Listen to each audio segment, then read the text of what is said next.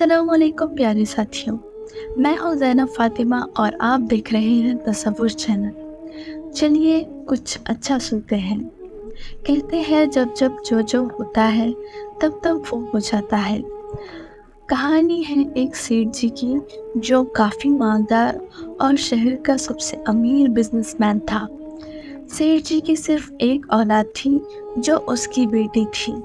सेठ जी अपनी बेटी से बेहद मोहब्बत करता था क्योंकि वो उसकी इकलौती औलाद थी।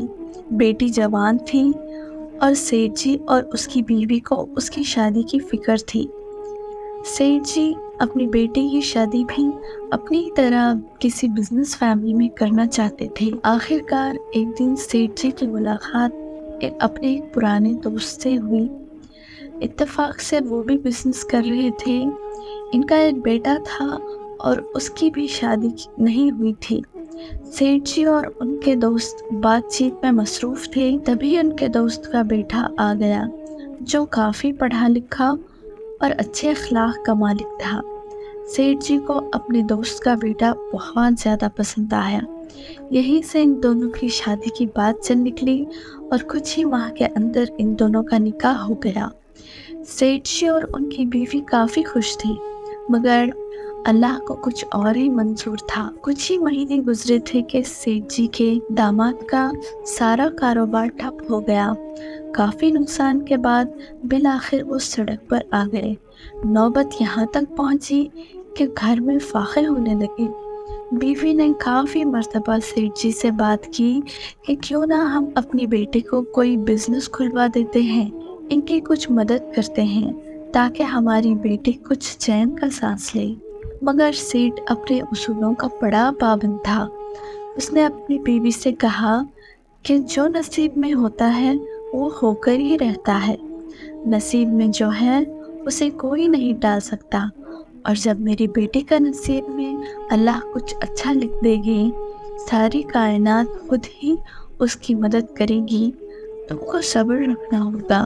सेठ जी की बीवी ने शौहर की बात सुन तो ली, मगर फिर भी एक माँ थी, कहाँ इसको खरार आ सकता था। आखिर सेठ जी की बीवी को एक तरकीब सूझी।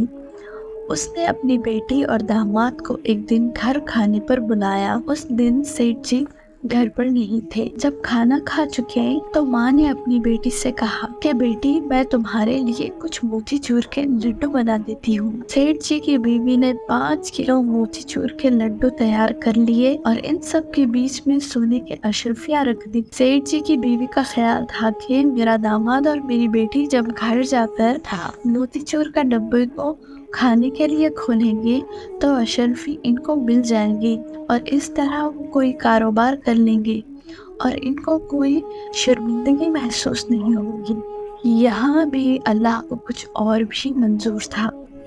दामाद और उसकी बेटी मोतीचूर के लड्डू उठाकर घर जाने लगे। दामाद और उसकी बेटी मोतीचूर के लड्डू उठाकर घर जाने लगे। रास्ते में बीवी से कहा कि 5 किलो का वजन है, इतना वजन कौन उठाएगा, और लड्डू की तो हमें ज़रूरत भी नहीं है। ऐसा करता हूँ, लड्डू को हलवाई के हाथों फरोख्त कर देता हूँ, पैसे मिल जाएंगे, इससे घर के लिए कुछ खरीद लेंगे। बीवी ने भी शौहर की बात से इत्तेफाक किया। इस तरह से सेठ जी के दामाद ने वो लड्डू हलवाई के हाथों फरोख्त कर दिए।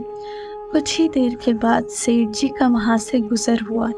सोचा घर के लिए कुछ मिठाई खरीद ली जाए। वो उसी हलवाई की दुकान पर गए और मिठाई खरीदी। इत्तेफाक से हलवाई ने वही लड्डू सेठ जी को दे दिया। सेठ जी ने लड्डू खरीद लिए और वही लड्डू घर ले आए। सेठ जी की बीवी ने जब देखा कि लड्डू वही है और उन लड्डुओं को जब खोल करके देखा तो सारे अशरफियाँ उनके अंदर ही मौजूद थे। सेठानी अपना सर पकड़ कर रह गई। उसने सेठ जी को सारा माजरा सुना दिया। सेठ जी ने कहा, मैंने कहा था ना कि जो नसीब में होता है वही मिलता है, और जो नसीब में नहीं होता चाहे लाख कोशिश कर लो नहीं मिल सकता। अब देखो ये अशरफिया ना तो मेरी बेटे के किस्मत में थी ना उस हलवाई के नसीब में, इसलिए ये हमारे पास वापस चल कर आ गई। मोहतरम साथियों, मैं ये नहीं कहती कि सिर्फ आप अपने नसीब को लेकर बैठ जाएं और मेहनत ना करें। अगर इस वक्त आपको कुछ चीज़ नहीं मिल रही तो परेशान मत होइए, मायूस मत होइए। वक्त से पहले और नसीब से ज़्यादा किसी को नहीं मिलता। कोई भी वक्त एक जैसा नहीं होता। वक्त जो भी हो जैसा भी हो गुजर जाता है और वक्त को गुजरना ही होता है।